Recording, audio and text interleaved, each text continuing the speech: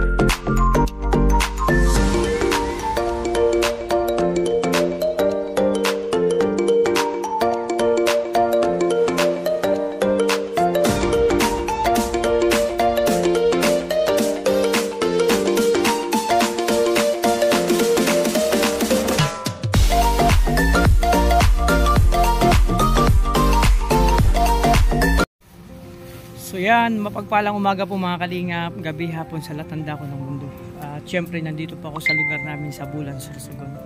So yan, sabi ko nga mga kalingap, syempre nandito ako sa mga babalikan kong magiging beneficiary. Actually, ayan, nakita niyo po yung batang nakatayo. Siya yung bata lagi dito na binibigyan ko ng pagkain. Kasi yun po, ang kwento ng buhay nila. Actually dito sila nakatira. Dating ano po ito, hindi naman po ito bahay, talagang tambayan. So ginawang ano na lang nila, tawag dito, pinagtulong-tulungan na maging tuloy na, kasi dito po sila namatambay. Ang kwento po ng buhay nila ate, na-depress po si ate dahil itatlong anak po siya. So ayan, lumaki na si Pogi po kasi ang tawag ko yan, kasi ang tawag niya sa akin Pogi. So ngayon parang hindi niya na ako nakikilala. Ayan, naglalakad lang po yan dito lang sa luwal. So ayan, so punta tayo kasi try natin makausap ang kanyang nanay, kasi actually po na-depress po ang kanyang nanay. So kilala ko ng nanay niya sa tawag na Pogi. So yan mga kalingap, sa mga baguhan pa lang sa akin channel, support tayo, no? Huwag tayong kakalimot mag-support kay Kuya Bal Santos Matubang at Eden Kalingap Rap. Siyempre sa mga kasamahan ko po, Ruel of Malalag, Rachel Morales, Darak, BG Skim, Alex Limprada, Kalingap Victor, John Rivera Official, Kuya Regan Vlog, siyempre John Lindon Official, Kalingap Awe, Kalingap Angelo, syempre may channel LPTV at sa lahat mga Kalingap partner support po natin mga Kalingap. So ayan, try natin kausapin siya. Ito yung bahay nila. Actually hindi naman talaga yung bahay, kiosk ko lang po yan. So tabing-tabing lang. Kasi yan, malalaman natin mamaya. Kasi nakausap ko lang tatay niya, nagpaalam po ako sa kanyang tatay kung pwede ko po ma-vlog yung anak niya. So yung tatay niya lang ang kakausapin ko mamaya. Pero try natin kasi syempre pasalubong tayo kay Pogi sa bata. Sila laging magkasama. Ayun mga Kalingap, puntahan natin. Pogi! Oh! Tara, bigyan mo kami. Ay! Tay, kamusta? Ay, natatandaan mo pa ako? Ayan. Ay, naglalaba ka? Ay, grabe. Ayan. Natatandaan mo pa ako, no? Ayan, may bigay ko kay Ayan, ay, grabe. Pogi? Okay ka lang? Kayo na pala dyan nakastira? Ay, ano pa, may text sa diri sa to. Ay, matag sa diri. Ayan si ate, naglalaba siya. Ito po yung bahay nila. Ay, okay lang. Ay, magaling yung bahay niya. Oh, Maramukon, okay lang. Ayan. Sige, pasok. Pwede ako pumasok? Ayan ito yung bahay nila yung dami laruan ni kuya. Ayan mga kalingap, ito yung bahay nila ate. Te, ano pala ang pangalan mo? Annabelle. Annabelle. Sige po ka dyan, Annabelle. Ayan. Tuwang-tuwa si ate Annabelle. Nahanap pa kayo, Maramukon. Maramukon. Pero naalala mo pa ako. Di ba? Ako yung nagbibigay sa dito ng pagkain tapos nung pag nagdi-deliver. Ako yung nagdi-deliver, di ba? Dati. May bigay ako sa iyo ito para sa baby mo. Ayan, Di ba? Ito si kuya, sa'yo yan. Ay, grabe, ang dami na. Ito pa. Kumakain ka nito. Ito laging favorite mo, di ba? Yung Chucky, wala ako dalang Chucky. Sa susunod na lang. Tapos ito, may gatas. Dami, di ba? Tuwan-tuwa. Tapos ito, may mga noodles ako dito. Ayan, nagluluto ka dito, ate? Opo, pag may isang lutoon. May lutoon. So, bigyan kita sunod ng lutuin, Ayan, pwede na yan. May mga noodles pa dyan. Kamusta kayo dito? Okay man, tati. Okay man. Kamu lang, Didi. Kayo lang dalawa dito? So, mga kalingap, Bicol po yung salita niya. Marunong ka magtagalog? Hindi ka pa po, tati. Di maram. Ayan, naglalaba ka. Dami mong labahin. Ito ang kalingap bahay nila. Nila ate. Di ba? Yan si ate. Actually sila ate mga kalingap, sila yung sabi ko na lagi kong dito dinadaanan. Minsan nahiya pa siyang kunin yung binibigay ko. Ayan. Ang ganda na ng nyo. Sino nagawa nito? Dati naman po yan, Didi. Dati na Didi ha. Dito Ayan kasi dati mga walang tabing-tabing yan mga kalingap. Dito po sila nakag-i-stay kasi mas gusto nila dito mag-stay sa lugar na to. Lagyan na lang mga tabing-tabing. So ayan. Tuwang-tuwa si ate. Masaya ka? Binigyan kita ng Ay grabe si ate talaga. So ang dami pong labahin. Tulungan kita? Ayaw na tabi. Ayan. Di ko na ayaw na, wag na. Tulungan sana kita maglaba. Ang daming labahin nila ate. Kaya mo naman. Sipag mo, naglalaba ka. Ang daming labahin. Pinalaba ako ni kuya dito. Pinalaba ka ni kuya dito sa actually mga kalingap pala siya naglalabandera doon sa malaking bahay. Magkano naman ang binibigay sa iyo? Diri ko pa man ako, hindi pa man ako pinalaba. Ibig sabihin ngayon ka palang pinalaba, hindi mo pa alam kung magkano bibigay. Pagdagdag pangkain nyo. Si Pogi tawag ko nito Anong pangalan tunay na pangalan nito? Jabin. Jabin, gabi ang ganda ng pangalan mo, Jabin. Wala pa nga yung rehistro. Wala pa rehistro. Ginganon mo na yung kay Kap kasi lang, di wala may hinatagsikap na rehistro. Ang sabi po ni ate, wala pa rehistro yan sa birth certificate. So sana matulungan natin siyang maiparehistro. Tulungan natin. Maiparehistro si Jabin. Ayan. Ang kailangan niyang baptismal. Meron ka bang baptismal na hawak niya? Wala. Si papa mo, pinupuntahan mo dun si papa mo? Di man kami dito nagkakada kung mamatay kami dito. Ay bakit? Bakit mamatay kayo? Papulugan pa na kami. Ay, ganun kayo. Tapos ang mga dito mga kabataan ging sarabihan ako na na buang. Hindi man. Sasabihan daw siya na baliw pero hindi man. Nakakausap nga kita. Tapos harabugan kami dito kasi kukudot sa ang bata ko yung kukudot basang pag wala ako dito. Sasaktan ng anak mo. Pag hindi kayo magkasama. Ayan si Pogi. Ay, may pusa kayo. Ay, grabe. Alaga mo yan? Alaga mo yan. Kakadang lang nga ni Diding. Nagpupunta lang dito si tatay mo. Hindi hindi kami magkatangi na duwa. So, ibig sabihin, dito lang kayo natutulog? Ay, grabe. So, kailangan nyo nang dito, papag. Ayan, dito lang kayo natutulog. Buti hindi kayo nahulog dyan. Hindi man kayo nahulog dyan. Ay, laruan mo. Ay, grabe. San nagiinom kami dito karaati. Ako nahulog din sa nahulog? Ay, grabe. Wag na mag-inom. Niyaya ka lang. Oo. Niyaya ka lang. Katuwaan lang. Ayan, si ate sarap kausap, masayahin. Dapat masaya lang. Diba? Kasi dati, tahimik ka lang dati. Nung, tiyakausap kita, hindi ka nag-imik sa akin. Nahiya ka.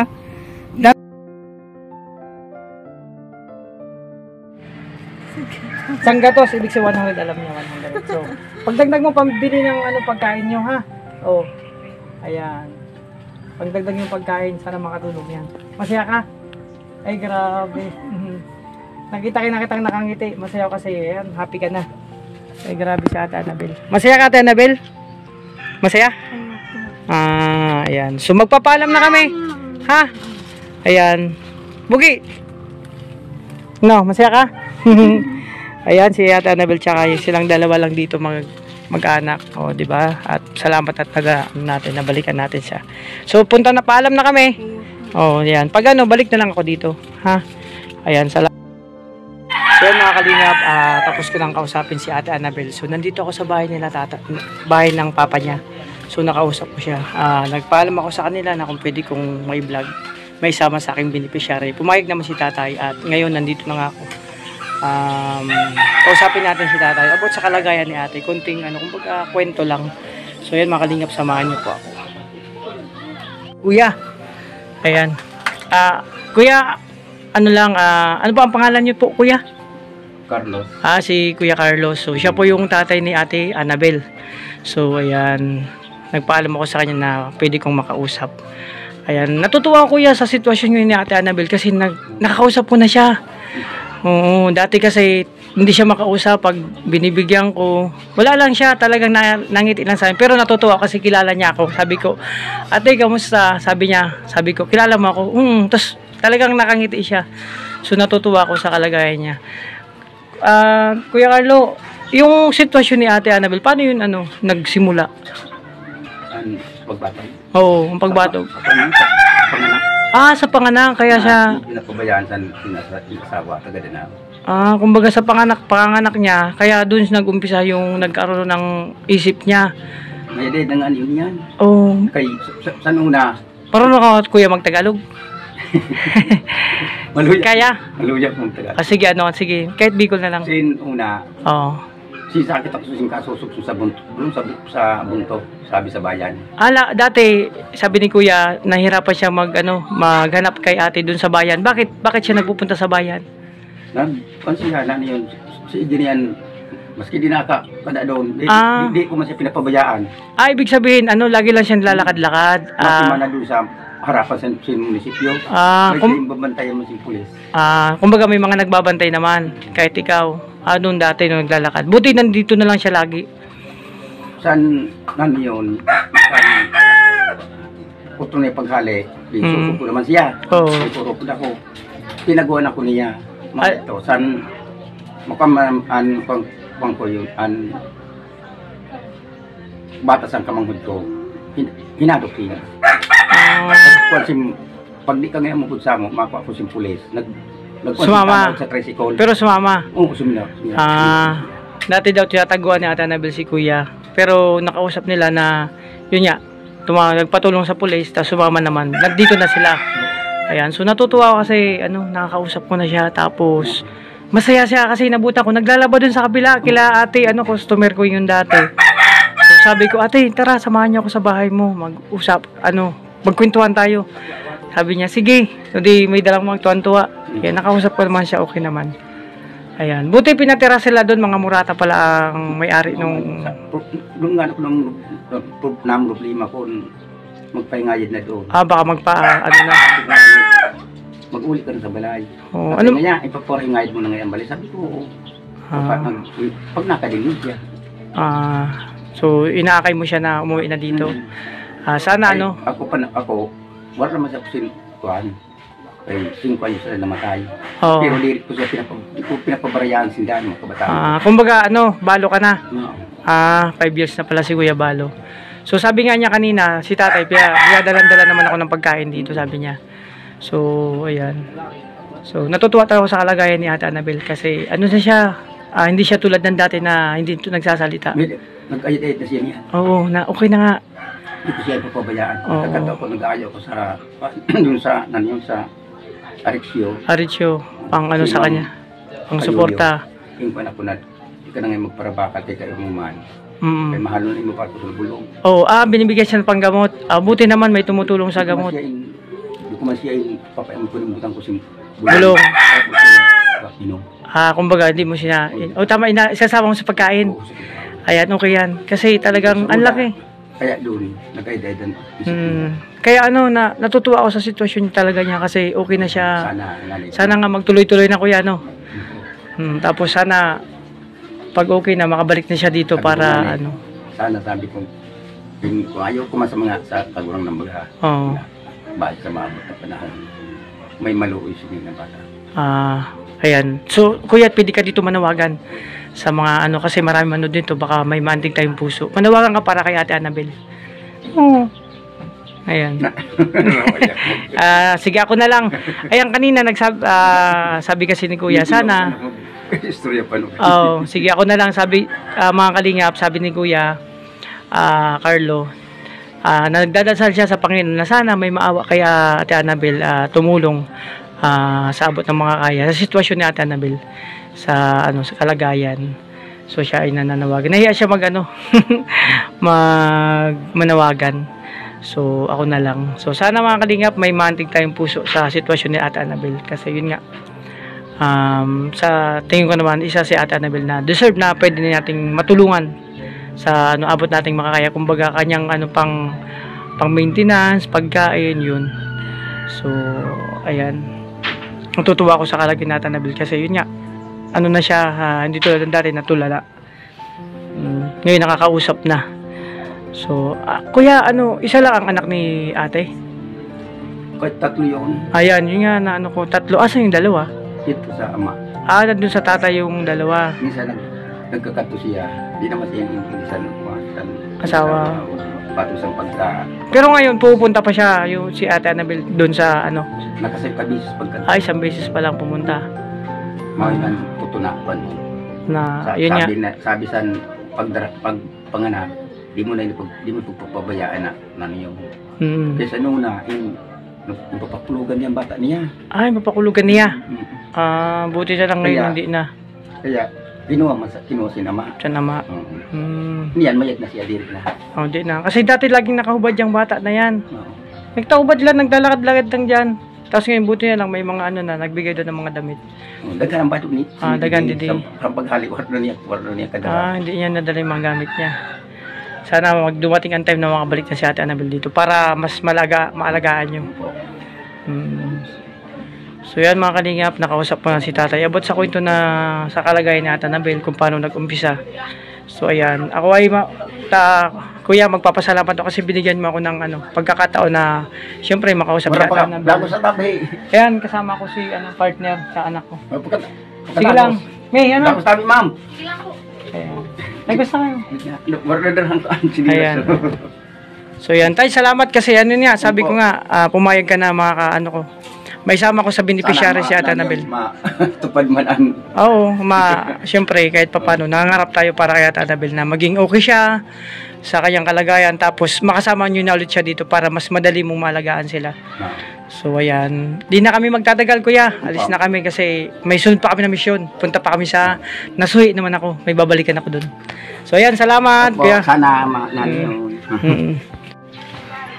So yan mga kalingap, at sa wakas tapos na yung mission ko kila Ate Annabel. Nakausap ko si Ate Annabel tapos yung kanyang tatay. So ayan, okay. Palang kwento dahil sa panganganak kaya na ganun ang sitwasyon ni Ate Annabel.